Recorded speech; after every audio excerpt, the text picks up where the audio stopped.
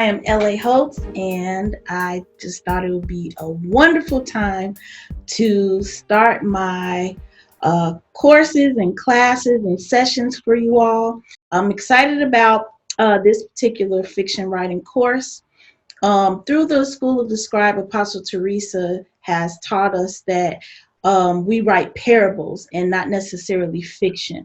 But for the sake of commercial usage, for the sake of those who are not familiar with the scribal teaching, this is a fiction writing course. But know that I also will interchange that word with parable. In the event that I do that, I'm talking about that.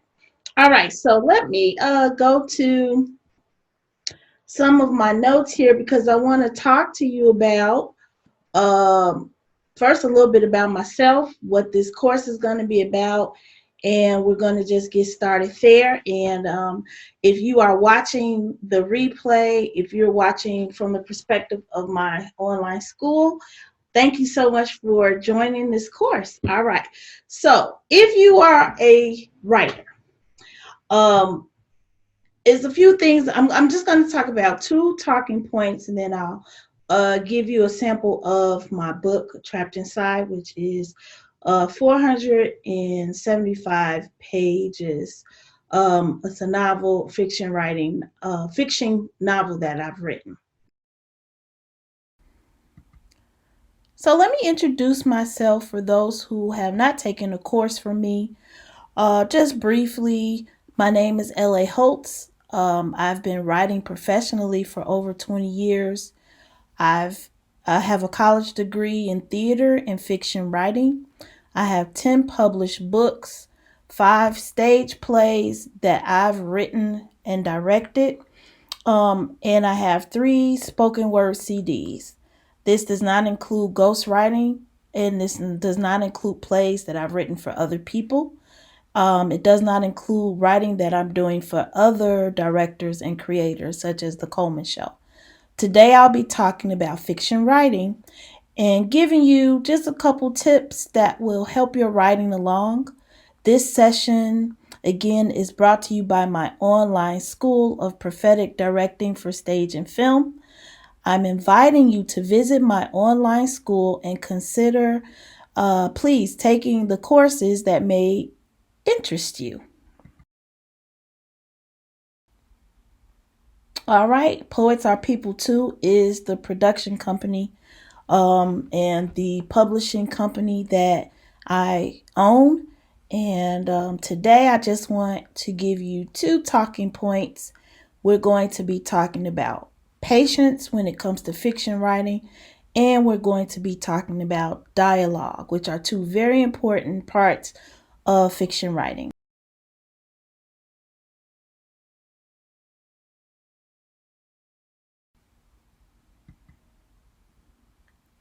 Okay, let's talk about having patience first. Not having patience will make fiction writers rush through their storyline. So it's really important as a fiction writer to make sure that you slow your writing down enough where you're not rushing through to the next scene or the next chapter or even the next sentence. The difference between short stories and fiction writing is your reader wants to know everything. The reader does not want to read it like a newspaper article or a magazine article. The reader wants to know the color of the walls, how slow the grass is growing, what color is the car that the characters are driving in, how do the characters look, do they have a mole on their right cheek. They want to know everything, so you have to allow your imagination to run wild. How does patience play a role in your fiction writing? Well, I'm glad you asked. Number one, patience while writing helps to place the reader in the scene. Okay, I my favorite movie of all time growing up was The Never Ending Story. And I love The Never Ending Story because Bastian, which is the star of the movie, he got to experience the actual storyline as he read the magic book. So, as fiction writers, you want to make sure that you're writing slow enough for your reader to be put in the scene or put in your imagination. Okay? Two, it allows the reader to gather the information from your imagination. In other words, the reader is no longer left in the dark about what you're thinking, what you're seeing, what the character is seeing, thinking, what the characters are saying to each other, what's going on between them, etc. And finally, patience is what separates short story writing from novel writing. Short story writers get to the point a lot faster. They don't necessarily some now don't get me wrong, because I've taken short story writing as well. You can have a phenomenal short story and you can describe everything, but the story does not go on and on and on like in a fiction piece. An example would be my fiction book Trapped Inside. It's 490 pages, and I have a main character named Paris McNeil. And if I were writing a short story, her character would have gone through life a lot faster than 490 pages, just to give you that example.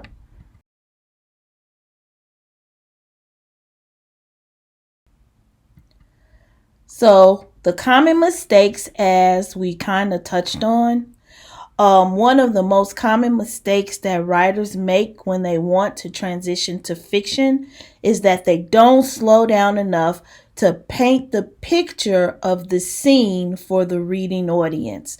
Okay, so that's like one of the main common mistakes that new or inexperienced fiction writers make is a lot of times they're afraid to slow down.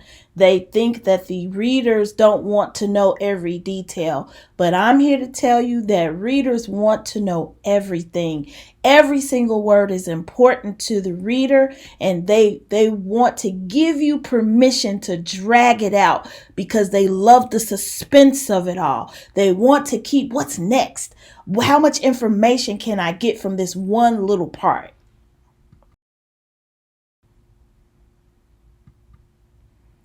So now I would like to challenge you with a writing exercise. It's really easy. So this is what we're going to do. Make the information in this sentence into a paragraph. You have 5 minutes to type it. Pause this lesson and time yourself for 5 minutes. So use your smartphone, computer, etc. Allow your imagination to tell a story with the information given to you in this sentence. So for me, I typed for 5 minutes. Okay. So I want you guys to pause, get the sentence here first. The sentence is, the boy rode his bike through the neighborhood. That's your sentence. The boy rode his bike through the neighborhood. I want your holy imagination to write an entire paragraph from the information given to you just in this sentence. And you can go as crazy as you want, as long as the elements of the boy rode his bike through the neighborhood are part of your paragraph. Okay, so time yourself. It's better to type because you can get more out. And time yourself for 5 minutes and then come back.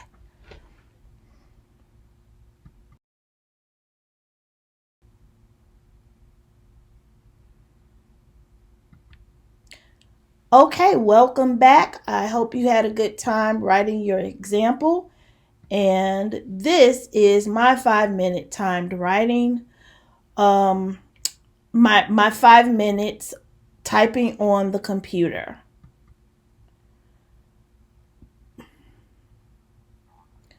Mark huffed and puffed his way through the dimly lit streets of Calumet City.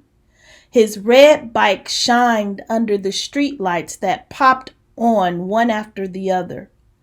Mark could hear his father's booming Mark could hear his father's voice booming in his mind with the threat of being late again. Mark couldn't spare any more of his time being taken away from him. After all, he had a Fortnite video game competition going with his best friend Dave. Daylight was fading fast, and Mark had exactly 3 minutes to make it home. His tires swiftly rolled over the street's pavement as he barely dodged a car that backed out of the driveway. I can't be late again. Dad's gonna take my game away, Mark whispered to himself as he put the pedal to the metal. With 30 seconds to spare, he made it home just as his mother opened the front door with a smile. Her bright blue eyes were relieved as his dad peeked out from behind her. So, as you see, this is my example from just the sentence that was given to you, and I was able to formulate an entire story from my imagination. Something I just came up with. I had the same amount of time that you did, and from this bit of from this sentence, you got the information needed to make this a fiction story. So I named my character. I described a little bit about him. He is used. He's late more than once. A little boy, and he has a competition coming up with his best friend on the video game. So he has to hurry up and get home on his bike so that his father doesn't take his video game away. Okay, so his name is Mark. I've described his mom having bright blue eyes. I've also described a little bit of the scenery with how the bicycle tires swiftly rolled over the street pavement. And also that he dodged a car that backed out of the driveway. And then I put some dialogue in there. I can't be late again. Dad's gonna take my game away, Mark whispered to himself as he put the pedal to the metal. So you've got action, you've got resolve, you've got description, and I've slowed down. Now, granted, I could have slowed down even more, but because I was conscious of my 5 minutes, I wanted to give you a full story. But I could have taken it even further by describing Mark. Was he a chubby kid? Was he a frail kid? What was he wearing? How did he look? So it was so many different things. Did he wave at the neighbor? So I did purposely leave some of those things out because, again, I wanted to give you a full story.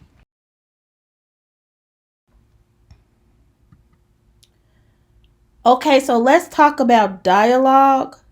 Dialogue is so important because dialogue can help move a story along without cheating the reader of scenery. Okay, so as you saw in the last example, Mark had dialogue, but it didn't take away from the fact that he was riding his bike swiftly to get home before he was considered late. Okay, dialogue can also help establish the differences between characters. So, say for instance, I have a cousin that is visiting from the South in one of my stories, and the cousin is coming from Mississippi, but the family lives in Chicago. I know right away that the person from Mississippi may have a southern twang to their dialogue that the other people in Chicago may not have. So those are some things to think about with dialogue. Dialogue is a great way to get to your next point without missing out on the creative writing aspect of your fiction writing.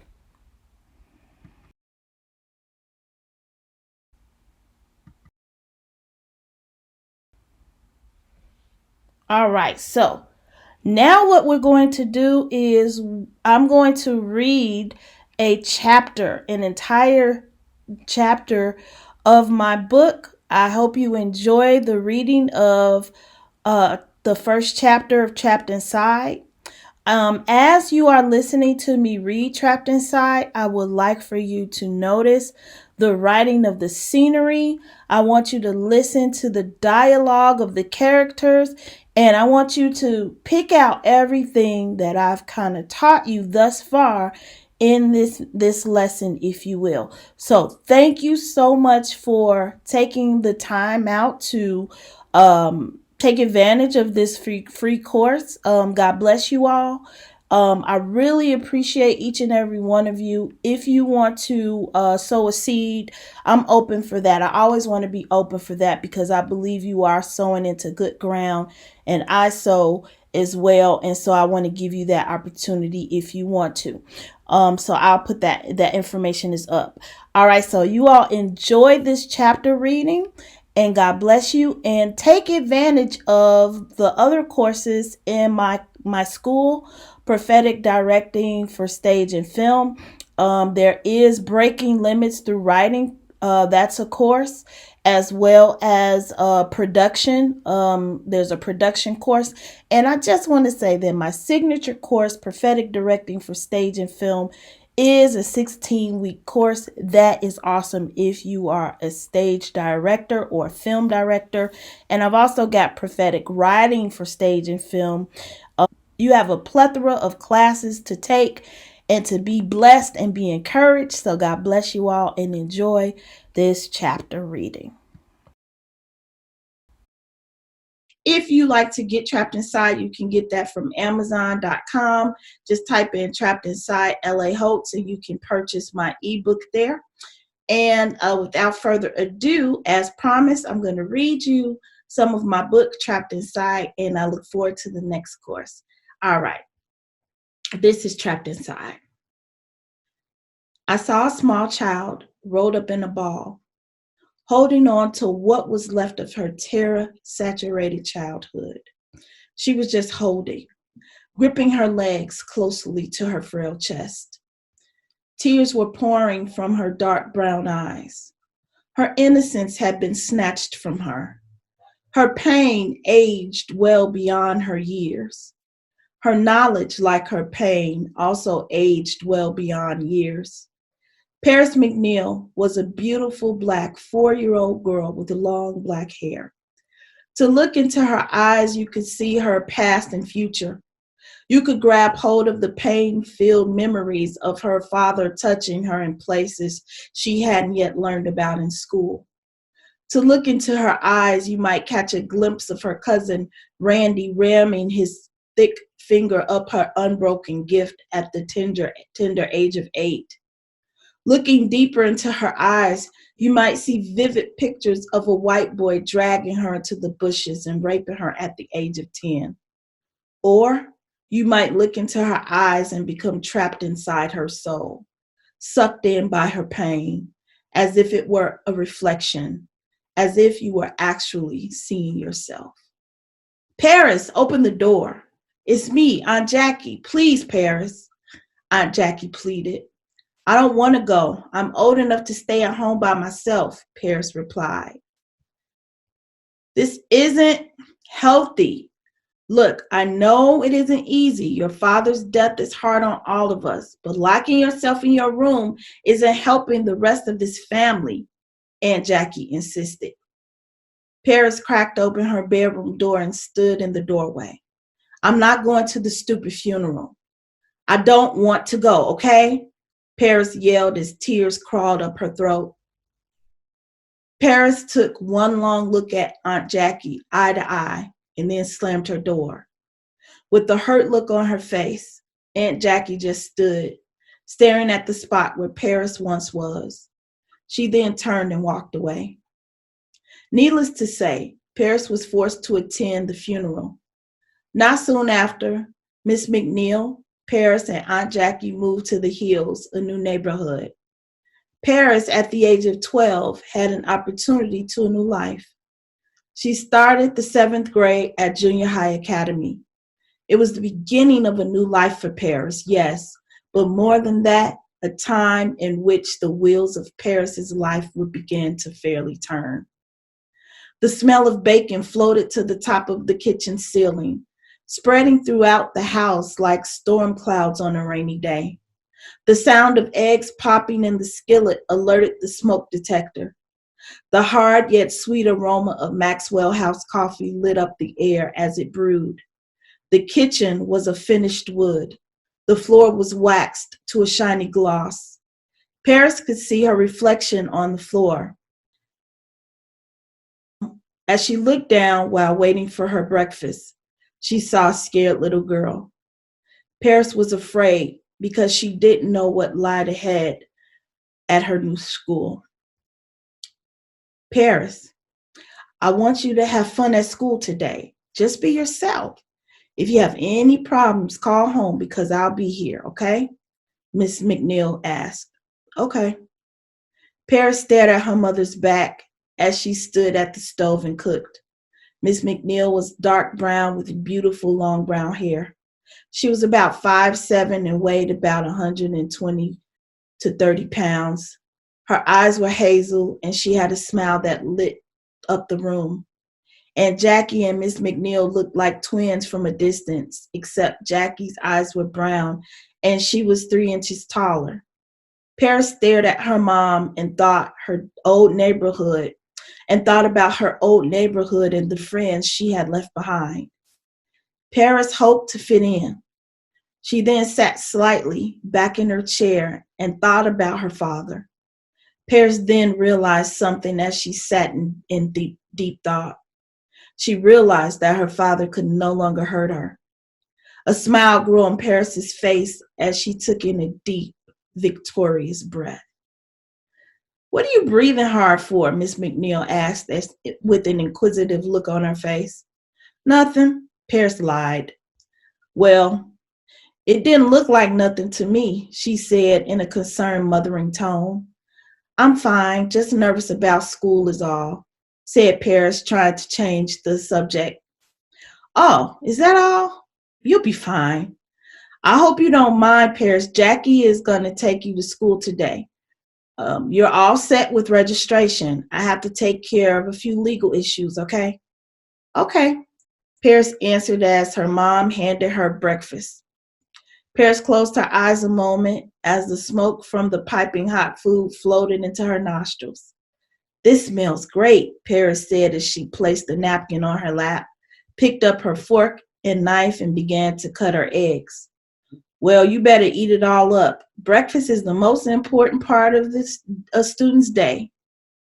Did you still want milk? Miss McNeil said with a smile. No, thank you. I want orange juice, Paris said.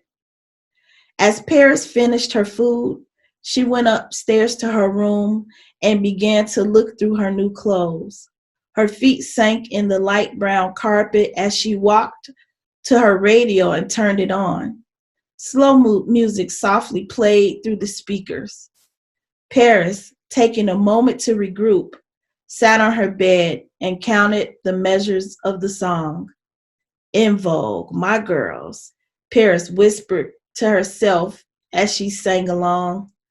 The rain, such a simple thing. Every drop, a different stop, but they all came from the same. Paris then got up and got dressed for school.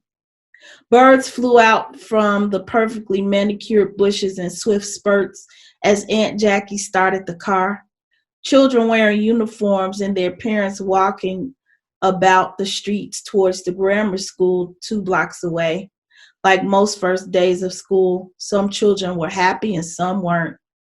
Gray gravel crumbled under the tires as Aunt Jackie's black Geo Prism pulled out of the driveway. Look at you, girl. Paris, I remember when your head didn't even reach the height of my stomach. You were so short, and now you're on your way to junior high? Man, time flies. I feel so old. Paris grinned slyly. You know, I met our next door neighbor, the Mayhays, yesterday when you and your mom were getting your school supplies. They seem really nice. No children your age, but that's okay.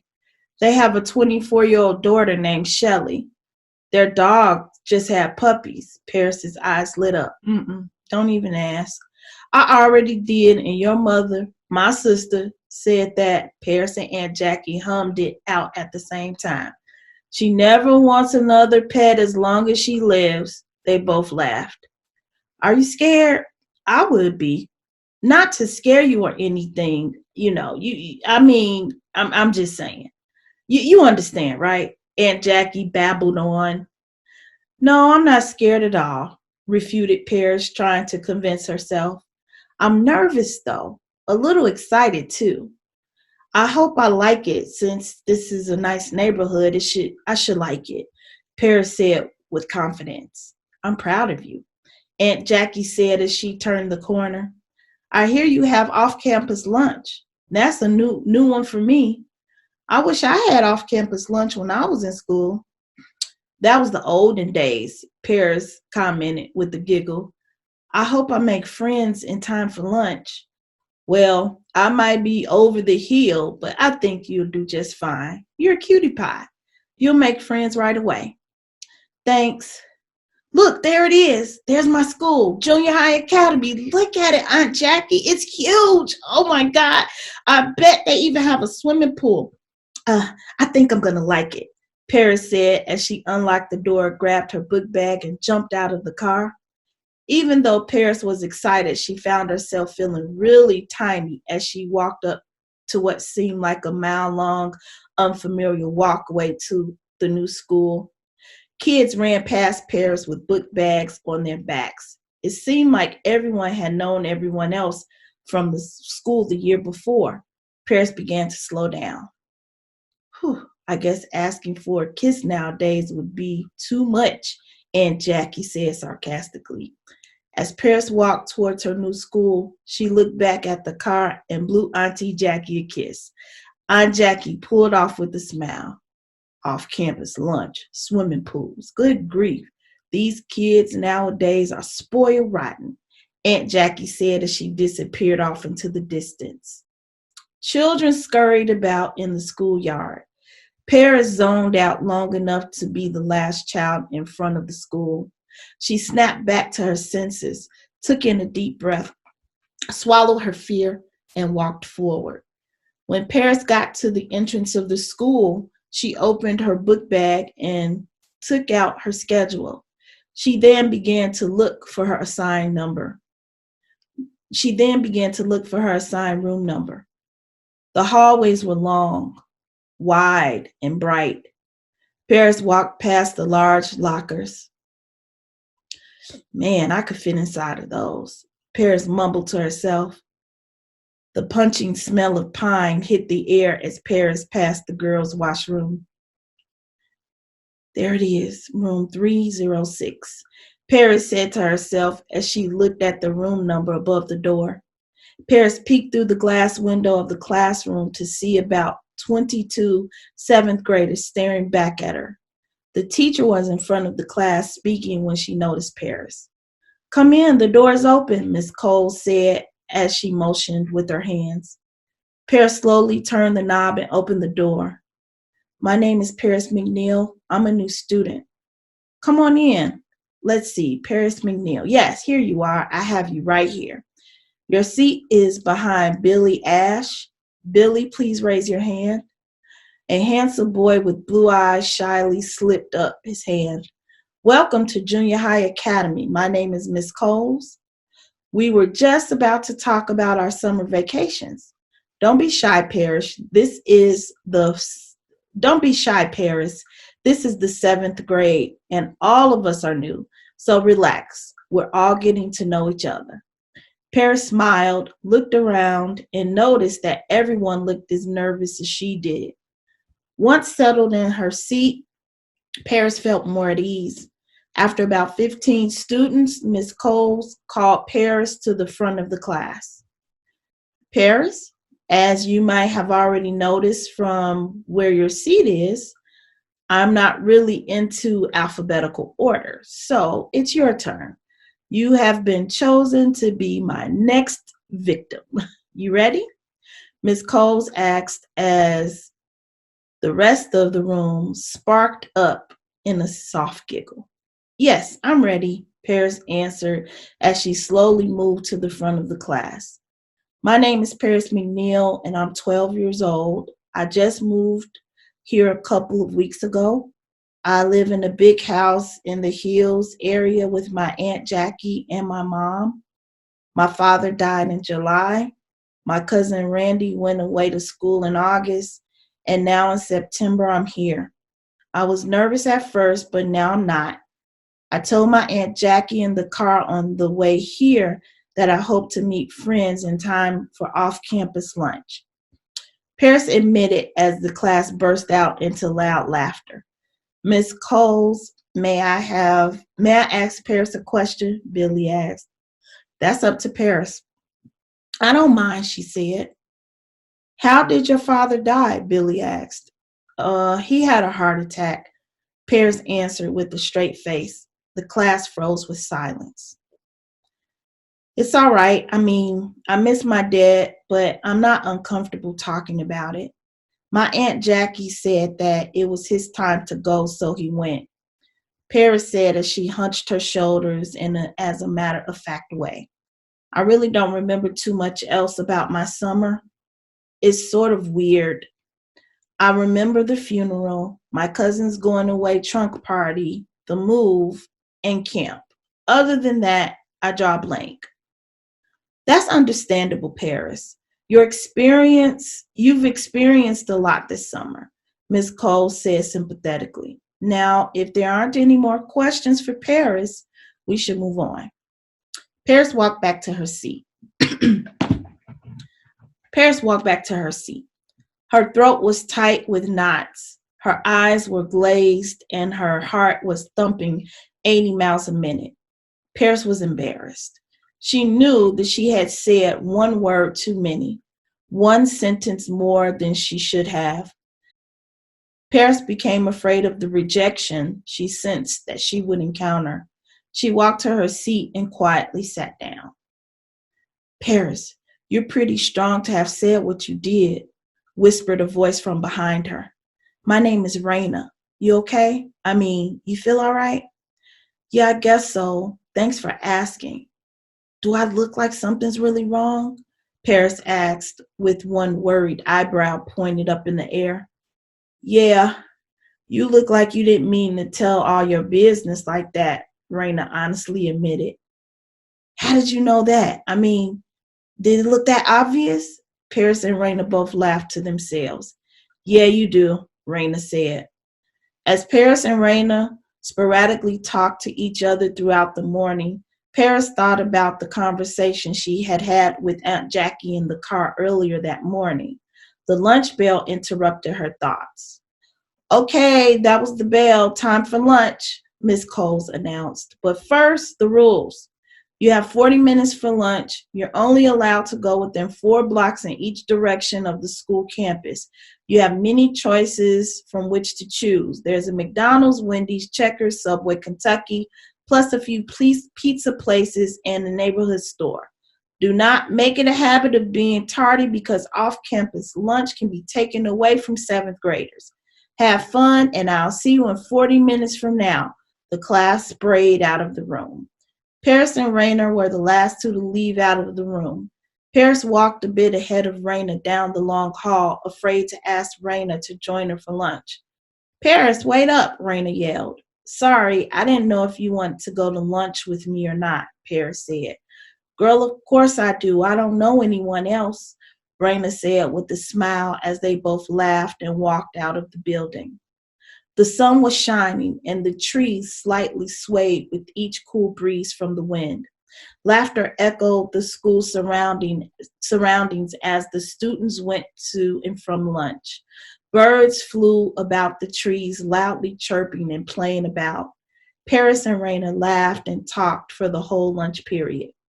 40 minutes for lunch seemed too short for the students. The bell sounded and classes proceeded on. As the last moments of the day rolled near, Ms. Coles gave out homework assignments. I want to thank you all for making the first day of Junior High Academy a winner. See you all tomorrow, Ms. Coles said as she waved goodbye to her students. See you tomorrow, Paris, Raina said as Paris got in the car with Aunt Jackie. See you, Raina, Paris yelled as the car pulled off. So, how was the first day? Aunt Jackie, it was great. I love it. I have a nice teacher. I met friends and I even ate lunch at McDonald's. You can't ask for more than that. I feel great, shouted Paris. I told you so. I'm glad you liked it. Ask me about my day. Come on. Never mind. I'll just tell you. Your mother and I got a job. No, not this soon. Where? Who? Paris asked. Let me tell you. After I dropped you off at school this morning, your mother and I went to the mall just to look around and maybe buy something for the house. But anyway, we saw one of your father's old friends. He owns Smart Talk TV. Well, anyway, he was at the mall looking for people to host a new show that he's about to produce. Its focus will be on positive things about the Black community.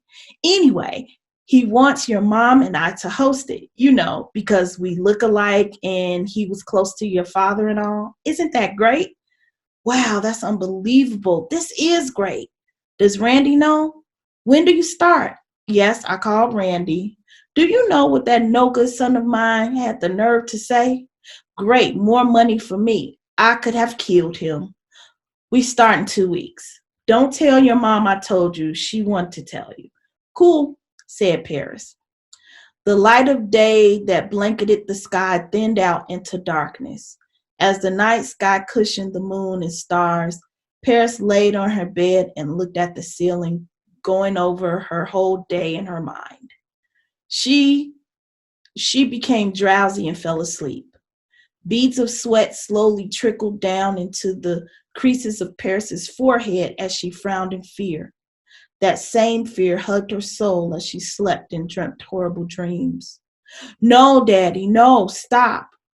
I don't like that. It hurts. No, I'm scared. Daddy, stop. It hurts me.